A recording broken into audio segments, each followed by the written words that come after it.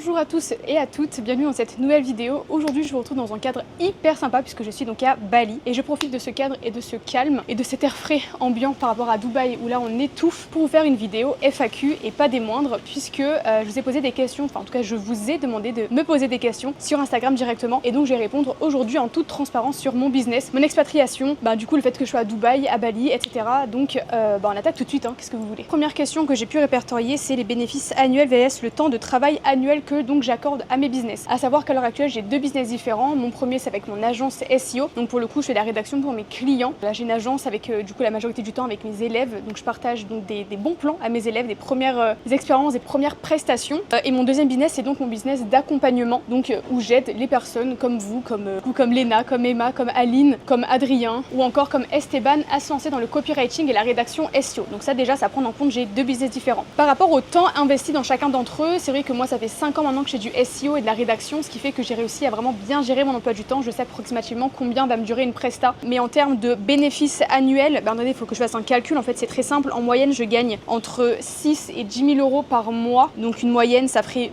8. Et donc si on fait 8000 x 12, je suis très nulle en calcul, ça ferait donc 96 000 de bénéfices. Sachant que moi donc j'ai pas de charge vu que je suis à Dubaï maintenant, ce qui fait que donc c'est 96 000 euros dans ma poche directement. Par rapport au temps investi, c'est vrai que je travaille pas beaucoup. Si je travaillais plus, je pourrais gagner beaucoup plus d'argent. Le fait est que pour moi le temps, c'est pas de l'argent et j'ai envie de pouvoir profiter de ce temps que j'ai, sachant que je suis jeune, donc j'ai besoin de disfrutar finalement, de partager des bons moments avec ma famille, avec mon copain, avec mes amis aussi, et le temps que je vais pouvoir avoir pour moi, que je peux me déléguer à moi-même est très important. On va dire que par moyenne je travaille 4 heures par semaine, j'aimerais beaucoup 4 heures par jour. Évidemment ça va dépendre de beaucoup de facteurs. En fait là encore une fois je suis une moyenne générale, donc on va plus dire 5 parce qu'il y a des moments où il y a de rush, comme par exemple en janvier ou encore en septembre où là il y a beaucoup de clients qui rentrent dans l'agence parce que c'est des moments un petit peu de rentrée entre guillemets, donc les entreprises ont un peu envie de se faire une nouvelle mise en beauté. On a tenté de m'assassiner là. Ce qui fait qu'en moyenne, je vais dire 4-5 heures. 5 fois, il y a 365. Mais après, je travaille aussi le week-end. Donc, on va dire 5 heures, aller tous les jours, fois 365. Ça fait 1825. Et donc, on a dit 96 heures. 96 divisé par 1825. Ça fait que j'ai un taux horaire de 52 euros. Je pensais que j'avais plus. Je pensais que j'étais à 60 euros de l'heure. Maintenant, je suis à 52. Mais ça me va très bien. Voilà. Après, je tends aussi à évoluer et à faire grossir l'agence. Donc, j'espère que ce chiffre d'affaires, en tout cas, ce bénéfice sera amené à être de plus en plus gros. Mais voilà pour la réponse. Donc, on va dire 1800 heures par an pour 96 000 euros de bénéfices. Il y a des personnes qui vont faire beaucoup plus, comme d'autres qui vont faire beaucoup moins, mais en tout cas c'est ce que je fais à l'heure actuelle. En toute transparence évidemment. Autre question, tu as déjà pensé à aller vivre à Bali? C'est très drôle, donc en ce moment comme je vous le disais, je suis à Bali. C'est la première fois que je viens, donc je peux pas me projeter, me dire que j'ai envie de venir à Bali. La grande différence que je peux voir par contre c'est en termes de nature et de pollution. C'est vrai que là je suis entourée de verdure, on est dans une villa avec du coup mes amis et mon copain et on respire beaucoup plus. C'est un style de vie qui n'a rien à voir dans le sens où vraiment à Dubaï je suis dans une voiture, il y a beaucoup de buildings, etc. Ici, on est en scooter, il y a beaucoup de verdure pour le coup. C'est vrai que la nature, c'est quelque chose qui nous manque à Dubaï, parce qu'il n'y en a pas beaucoup, on va dire. Aussi la qualité de vie, surtout la qualité de respiration, on va dire. À Dubaï, il y a beaucoup de pollution entre le sable et les pots d'échappement et toutes les constructions qui peuvent un peu du coup nuire à la santé. C'est vrai qu'ici, à part effectivement te prendre juste les pots d'échappement, encore une fois, des scooters dans la tête, tu respires mieux. C'est vraiment la pollution juste pour la vie. C'est vrai qu'après, en termes de saleté et de propreté, Dubaï n'a rien à voir dans la rue entre guillemets, c'est-à-dire qu'à Bali il y a beaucoup de détritus et de déchets, que ce soit sur les plages, sur les routes, etc. C'est beaucoup plus pauvre aussi, donc ce qui fait que voilà, c'est plus dégradé entre guillemets que Dubaï, où vraiment Dubaï tout est beau, tout est propre, tout est neuf. Après ça dépend des quartiers, encore une fois, vraiment là je parle de là où j'habite entre guillemets à Dubaï. Donc non, je me suis pas posé la question de habiter à Bali, en fait c'est pas un projet que j'ai. Par contre c'est vrai que Dubaï, la vie là-bas en hiver est juste géniale. Donc octobre, novembre, décembre, janvier, février, mars, avril, c'est super. On a un super temps, il fait hyper beau, hyper chaud, c'est les meilleurs moments en fait pour aller à Dubaï. Par contre l'été c'est invivable, donc tout le monde se bat, tout le monde se tire. Et c'est vrai que là pour le coup, venir Thaïlande ou Bali, c'est vrai que c'est quelque chose qui pourrait m'intéresser. Thaïlande on l'a déjà fait 2 fois et c'est vraiment, moi j'adore le pays évidemment. La Bali justement c'est mon 2e jour, donc je peux pas trop dire encore de comparatif, il y aura des vidéos qui vont venir sur ce sujet là. Donc la différence entre Dubaï, Bali, là j'ai envie de faire un comparatif parce que c'est vrai que ça peut être 2 destinations qui attirent beaucoup d'entrepreneurs. Et donc vu que j'habite à Dubaï depuis maintenant 1 an et que là je viens à Bali pendant 1 mois, c'est vrai que je préfère à la fin du moins un petit comparatif et vous dire un petit peu les avantages et les inconvénients de chaque destination. Donc pour répondre à la question, non, ce n'est pas envisagé. Par contre, oui, c'est envisagé potentiellement que je revienne en vacances. Est-ce que tu t'es fixé un objectif à atteindre de CA par mois? C'est vrai que quand on débute, et j'avais fait une vidéo avec Léna d'ailleurs à ce sujet-là, donc c'est une interview élève que vous pouvez aller regarder juste ici ou ici, je ne sais pas. J'avais fait une interview avec Léna et on parlait du coup des objectifs mensuels que chaque entrepreneur a. Et c'est vrai qu'en fait, on essaie toujours de gratter des paliers et c'est hyper bien parce que du coup, on a des nouveaux objectifs, on a envie de se donner les moyens d'atteindre ces nouveaux objectifs. Le problème étant qu'on n'arrive pas du coup à profiter de ce qu'on a déjà. Moi, c'est quelque chose que j'avais déjà dit dans certaines de mes vidéos, c'est que j'ai du mal à être reconnaissante. Je pense que je ne suis pas la seule à avoir ce genre de problème.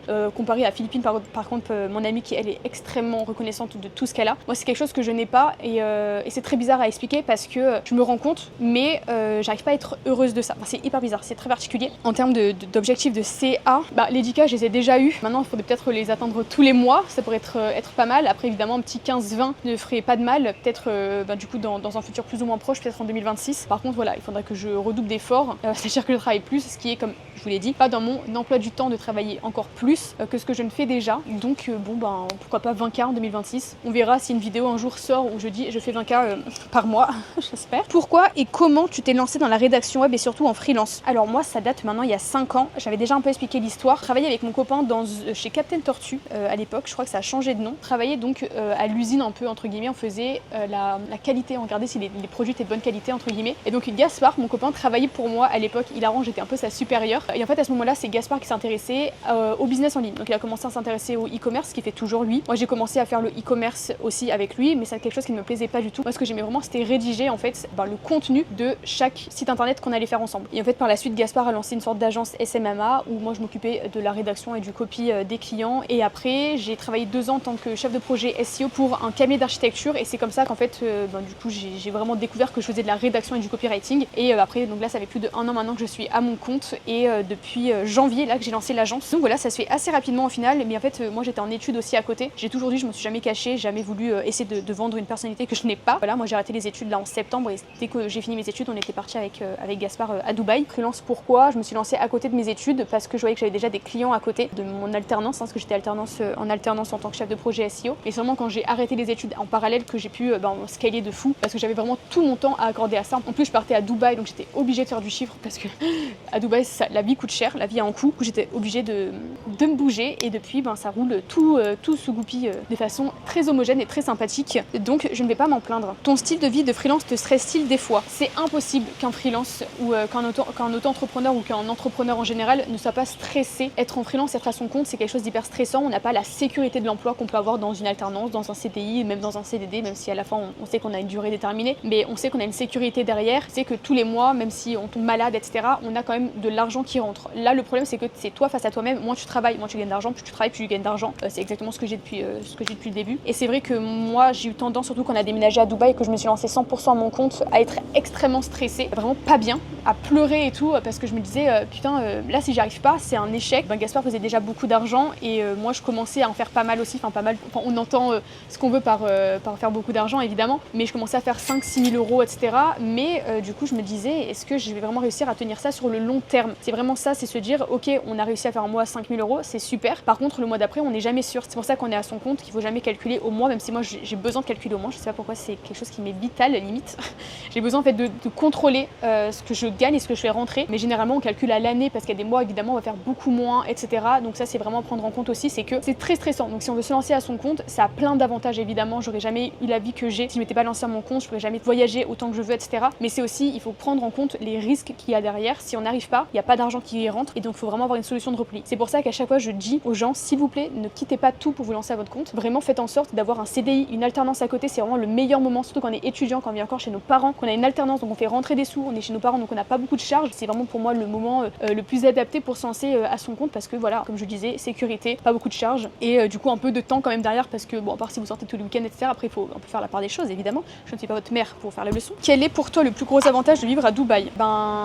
Le côté challengeant qu'on peut avoir, le fait de côtoyer des personnes qui gagnent beaucoup d'argent. C'est à double tranchant encore une fois. Ça peut être hyper stressant et ça peut, d'un autre côté, comme j'ai dit, être hyper challengeant parce qu'on a envie de se dépasser, envie d'aller plus loin, envie d'avoir un peu le même style de vie que les autres. Après, il faut faire attention aussi à mettre ses limites. Par exemple, on va sortir avec des gens qui ont énormément d'argent. Sauf que si on n'a pas le budget pour suivre, par exemple, au restaurant, en boîte, par exemple, pourquoi pas sur un yacht, etc. Si on n'a pas le budget qui suit, on peut s'endetter un petit peu. Donc ça aussi, c'est prendre en compte, c'est de faire la part des choses entre vraiment ce qu'on a et le style de vie qu'on va avoir, mais au bout d'un moment ça peut pas non plus être tout le temps tout beau tout rose. Donc je dirais que c'est vraiment le style challengeant, la tranquillité de vie, c'est-à-dire que le taux de service est génial, la vie en fait est trop facile. Par exemple Gaspard il a eu un problème avec sa voiture un jour, son pneu il y avait une sorte de vis, il appelait quelqu'un, 10 minutes après il y avait une personne qui lui changeait sa roue, etc.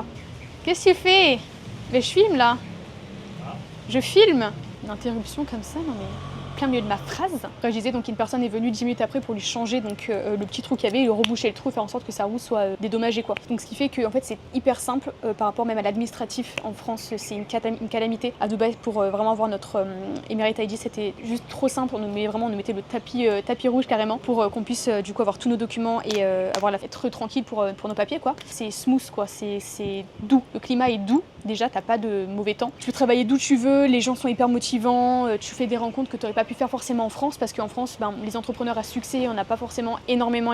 La majorité partent à Bali, partent à Dubaï, etc. Il y en a peu par rapport à aussi à tout ce qui est imposition, évidemment, ça va rentrer en compte. L'imposition en France fait que c'est catastrophique d'entreprendre, et du coup, les entrepreneurs se cassent, donc c'est extrêmement dommage. Combien tu gagnes par mois net dans ta poche? C'est un peu ce que j'ai dit tout à l'heure, entre 6 et 10K, ça varie vraiment des mois, ça varie de la saison. C'est vrai qu'entre 6 et 10K, il y a une grande variable, c'est-à-dire que c'est une fourchette. Après, en deux prestations, ces 4000 €, ils sont bien rentabilisés, c'est-à-dire que des prestations, tu peux en vendre à 2000 €. J'avais fait du coup dans un vlog, là où je dis donc je quitte Dubaï pour Bali, je parlais justement du fait que j'avais signé 3 clients qui m'ont fait rentrer 4000 et quelques euros dans l'agence, ce qui fait qu'en fait c'est assez simple à certaines périodes de gravir très vite les 6 à monter au 10 en fait. Donc ça qui est aussi hyper bien dans ce genre de business, donc copywriting et SEO, c'est que les prestations sont très onéreuses et que c'est du long terme, et du coup vos clients, vous pouvez vraiment les garder pendant très longtemps. Moi j'ai un client avec qui je travaille depuis plus de 2 ans maintenant, c'est l'un de mes plus gros clients qui m'en ramène aussi beaucoup, ce qui fait qu'en fait aussi le bouche-oreille etc se fait très rapidement, et que maintenant je prospecte presque plus, sauf là en septembre j'ai quand même lancé une nouvelle vague de prospection avec des setters etc pour l'agence, parce que c'est la bonne période, comme en janvier aussi. Là en août je vais pas commencer à m'amuser à prospecter, tout le monde est en vacances quoi. Est-ce que tu as déjà voulu tout arrêter? Je pense pas que j'ai déjà voulu tout arrêter. Il y a des moments évidemment où tu te poses la question, tu dis est-ce que c'est vraiment ce genre de vie que je veux, est-ce que je serais pas plus heureuse, je sais pas, avoir un patron, peut-être c'est même pour gagner moins etc.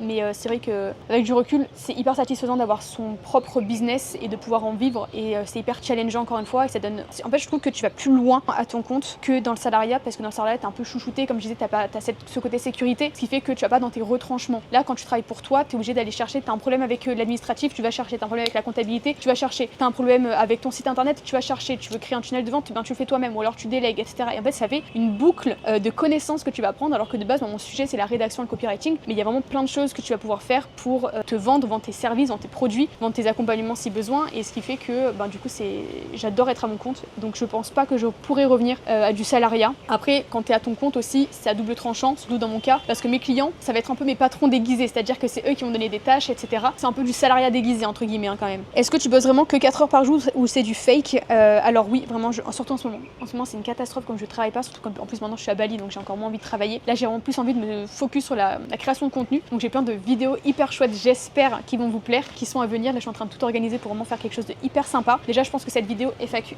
mais monsieur, mais j'ai déjà oublié la question. T'as déjà eu un mois à 0 €? Non. J'ai jamais eu de mois à 0 €. Le mois le plus faible que j'ai fait, c'était 3600 € je crois, parce que j'étais en Thaïlande et que je n'ai pas du tout travaillé, un peu comme là à Bali. Sur les 4 semaines, du coup j'étais 3 semaines en Thaïlande, et du coup j'ai pas travaillé, mais c'était quand même 3600. Donc